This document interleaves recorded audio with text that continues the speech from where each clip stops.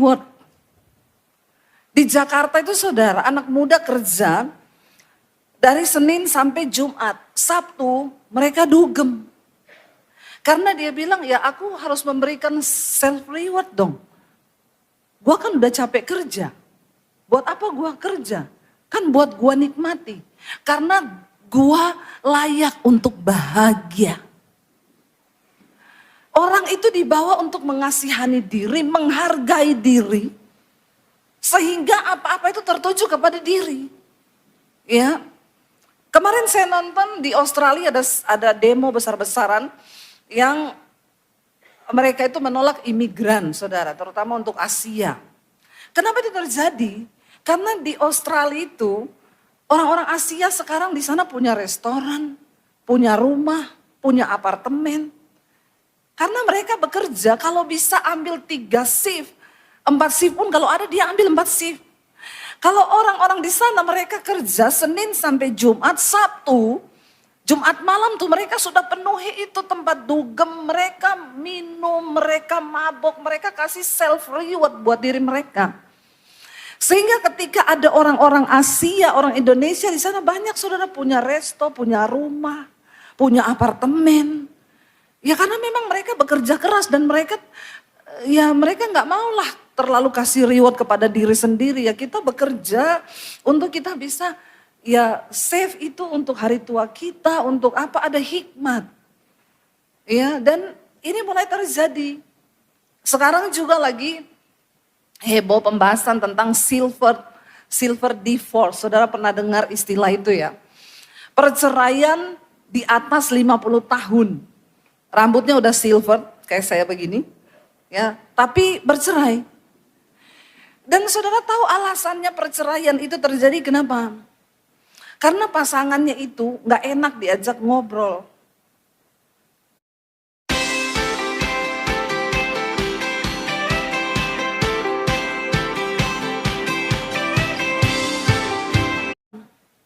Karena pasangannya itu gak enak diajak ngobrol. Lalu ada sebuah statement yang berkata gini, ingat loh, kita ini pantas untuk bahagia. Kalau aku bertahan dengan pasanganku, aku ini tidak bahagia. Jadi aku akan lebih memilih bercerai supaya aku bahagia. Prinsip-prinsip dunia ini mulai masuk saudara. Dan banyak orang Kristen yang beranggapan ini, iya tuh benar banget loh. Kita ini layak bahagia loh. Kalau kita punya pasangan yang gak bikin kita bahagia kan ya pilih cerai aja. Karena kan gue gak bahagia sama dia. Hari-hari ini nilai-nilai firman Tuhan mulai bergeser. Dan digantikan dengan prinsip-prinsip dunia yang kelihatannya benar. Padahal itu semua bertentangan dengan firman Tuhan. Kita di Alkitab dilarang untuk mengasihani diri sendiri. Kenapa orang tidak bahagia? Karena dirinya merasa nggak puas. Saya ini nggak cukup bahagia, nggak cukup diperhatikan, nggak cukup begini, nggak cukup. Sehingga ketika kita menuntut untuk diri kita, maka kita nggak akan pernah puas dengan keadaan. Padahal Alkitab bilang begini, Rasul Paulus ngomong begini saudara, kita buka bersama 1 Tesalonika ya. 1 Korintus, maaf. 1 Korintus pasal yang ke-9, saudara, ayat yang ke-25 mulai. Lihat 1 Korintus 9 ayat 25 sampai 27. Apa yang Rasul Paulus katakan di sana? Kita baca bersama yuk. Tiap-tiap orang yang turut mengambil bagian dalam pertandingan menguasai dirinya dalam segala hal. Maka mereka apa? Berbuat demikian untuk memperoleh suatu mahkota yang fana. Tetapi kita apa saudara? Untuk mahkota yang abadi saudara. Lalu dikatakan di sana, coba saudara baca yang selanjutnya.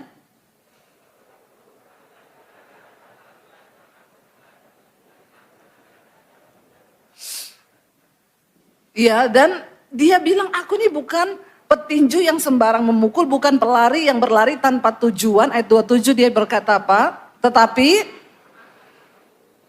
dan menguasainya seluruhnya supaya apa?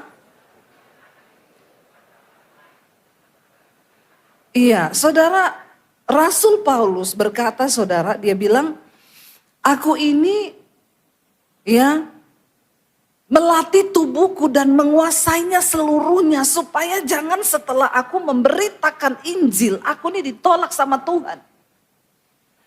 Dia menggambarkan bahwa kehidupan kekristenan iman kita itu seperti orang yang sedang berada di dalam gelanggang pertandingan. Dan dia bilang semua orang yang sedang berada dalam gelanggang pertandingan harus menguasai diri. Ya, menurut ukuran iman kita menguasai diri. Mereka itu berbuat demikian untuk memperoleh mahkota yang fana.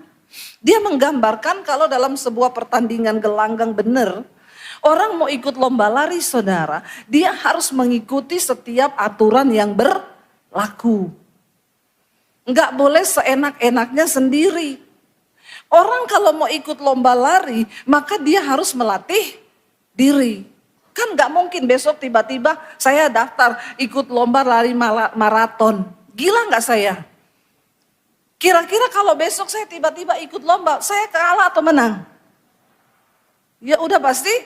Kenapa saudara begitu yakin saya kalah?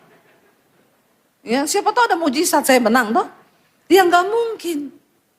Tuhan juga nggak akan bikin mujizat besok kalau saya ikut lomba lari. Karena mengikuti perlombaan lari itu perlu yang namanya latihan, persiapan. Setiap hari saya harus mulai berlatih untuk berlari toh. Nggak mungkin besok saya langsung ikut lomba. Kalau saya tahu saya mau ikut lomba, ya saya harus lari dulu toh. Minimal berapa lama saya harus latihan saudara? Ada yang pernah ikut lomba lari di sini? Ada Bu, lari dari kenyataan. Ya, itu nggak bisa sembarangan kita langsung ikut lomba. Ya nggak bisa 1-2 bulan juga nggak bisa. Kita harus berlatih, bahkan ada yang sampai tahunan. Dilatih dulu, di ini dulu, ya. Saya harus mengikuti aturan-aturannya dan memang ada ya kualifikasinya untuk ikut lomba lari itu. Kita dicek kesehatannya dan semua orang yang mengikuti, yang masuk dalam arena gelanggang pertandingan menguasai diri, mengikuti aturan. Ada orang ikut lomba lari datang pakai sepatu roda saudara. Ya, saya mau ikut lomba lari. Loh tuh harus pakai sepatu roda. Ya terserah saya, boleh ikut? Ya kagak lah. Ini lari bukan sepatu roda. Kalau kita ikut aturan perlombaan, pertandingan, kita harus ngikuti apa yang sudah ditetapkan. Ya kamu mau lari pakai sepatu, lari. Larinya juga tetap di dalam trek. Nggak boleh keluar lewat jalan pintas. Walaupun kau tahu ada jalan pintas yang lebih dekat, tapi nggak boleh. Ada trek larimu di situ. Nggak bisa seenak-enak kita sendiri. Nah Rasul Paulus menggambarkan orang-orang yang cuma pengen dapat mahkota yang fana di dunia ini saja. Mereka melatih diri sedemikian menguasai diri agar memperoleh mahkota yang fana. Terlebih saudara dan saya, kita ini sedang berlomba dalam pertandingan iman untuk memperoleh mahkota yang abadi. Kalau di dunia saja mengikuti pertandingan harus seperti itu, menguasai dirinya, apalagi kita. Rasul Paulus bilang begini saudara, karena itu aku melatih apa? Tubuhku, diriku ini, dan menguasainya seluruhnya. Supaya jangan setelah aku memberitakan Injil, aku ditolak sama Tuhan. Saya itu kadang merenung gini, gila ya sekelas Rasul Paulus loh. Sekelas Rasul Paulus itu masih ngomong takut ditolak. Kabar gembira untuk Anda yang menderita kolesterol tinggi, tekanan darah tinggi, dan penyumbatan pembuluh darah. Ngomong takut ditolak. Siapa Rasul Paulus? Orang yang mengabdikan hidupnya habis-habisan untuk Tuhan. Dia bilang setiap hari aku berada dalam bahaya maut karena nama Yesus. Aku karam kapal, aku dipenjara, aku disesah, aku dianiaya, aku menderita sepanjang hari. Aku berada dalam bahaya maut, hampir mati, itu cuma karena nama Yesus. Itu masih ngomong, aku melatih tubuhku dan menguasainya seluruhnya supaya jangan ditolak waktu Tuhan datang. Nah kita ini orang Kristen, enak banget. Nggak pernah sangkal diri, nggak pernah pikul salib, nggak pernah menderita karena nama Yesus, tapi pede masuk surga. Coba, di mana ada orang segila ini? Nggak pernah menyangkal diri, nggak pernah pikul salib. Pelayanan juga nggak pernah menderita karena nama Yesus, boro-boro. Tapi pede masuk surga. Hello anak-anak muda, buka matamu lebar-lebar.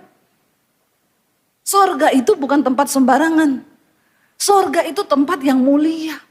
Mahkota yang Tuhan sediakan, mahkota kehidupan itu untuk orang-orang yang memang berani bayar harga, berani menyangkal diri, memikul salib, mematikan diri sendiri dan mengikut Tuhan. Sementara sekarang itu tidak.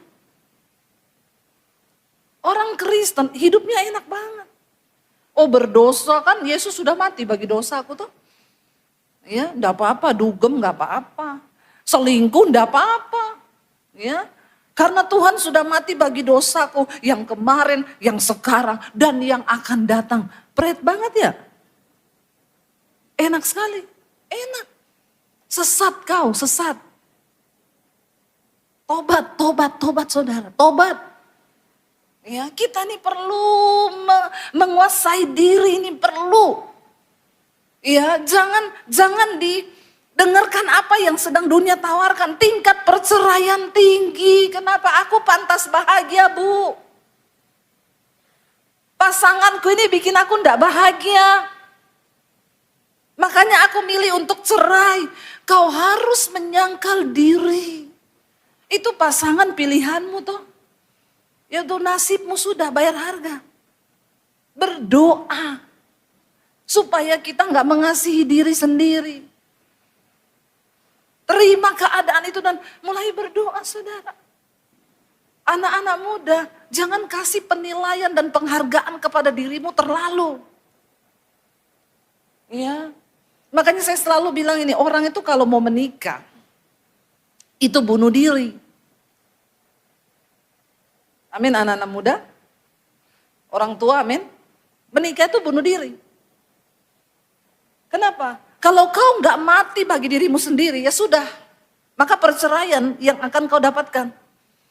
Kenapa Tuhan Yesus berkata orang menikah itu 1 tambah 1 sama dengan? Ada yang bilang 2 ini. Sesat kau. Tuhan Yesus bilang pernikahan itu 1 tambah 1 sama dengan 1. Kenapa bisa begitu? Ini nggak ada di hitungan matematika, nggak ada. Malah sekarang banyak orang Kristen nikah 1 tambah 1 sama dengan 4. Karena ditambah mertua, tambah ipar, ya belum lagi ipar adalah maut. Toh? Aneh-aneh saudara. Padahal Yesus bilang 1 tambah 1, 1. Kenapa? Karena suami harus mati setengah dari dirinya. Istri harus mati setengah dari dirinya, baru bisa jadi 1. Makanya menikah itu bunuh. Sudah siap bunuh diri? Halo? Nikah itu bunuh diri. Aku harus matikan diriku. Makanya ada firman, ada ayat, ada lagu yang bilang, ku telah Apa? Mati dan tinggalkan cara hidupku yang lama. Kalau kau nggak mati bagi dirimu sendiri, nggak bisa, saudara. Ya, mari kita mati bagi diri kita sendiri. Rasul Paulus bilang kita berada di dalam gelanggang pertandingan. Dan dia bilang begini, dan semua peserta harus ikut berlari. Saudara mau atau tidak, saudara setuju atau tidak, saudara suka atau tidak, engkau siap atau tidak, engkau harus berada di gelanggang pertandingan dan engkau harus berlari. Jangan punya iman yang biasa-biasa saja. Kita hari-hari ini saudara, buka TV, buka media itu beritanya, ya, kalau enggak peperangan, kalau enggak pembunuhan, ya, kemarin aja syok Amerika ya kehilangan satu tokoh, Charlie Kirk itu ditembak mati, saudara. Dia seorang influencer yang sangat radikal memberitakan kebenaran. Ya, no LGBT, no aborsi, semua nilai-nilai kekristenan yang bergeser di Amerika diluruskan sama dia. Ya, saya juga bertanya, kenapa Tuhan izinkan dia mati ya? Padahal pemberitaannya itu banyak orang bertobat, saudara. Ya tapi sudah selesai. Tugasnya sudah selesai. Nah kita ini saudara. Kita harus berjuang. Sekarang tuh buka TV. Ya kalau di Amerika pembunuhannya ditembak mati. Dia lagi membahas soal penembakan massal loh di Amerika. Lagi ditanya menurut Anda bagaimana penembakan massal. Dia baru mau jawab tiba-tiba ya, langsung meninggal di tempat. Saya tuh bertanya sama Tuhan juga, kenapa Tuhan ya, Tuhan izinkan gitu. Lain lagi di Indonesia beritanya, mati di lakban. Lebih keren saudara, di lakban. Lalu beritanya, dia melakban dirinya sendiri.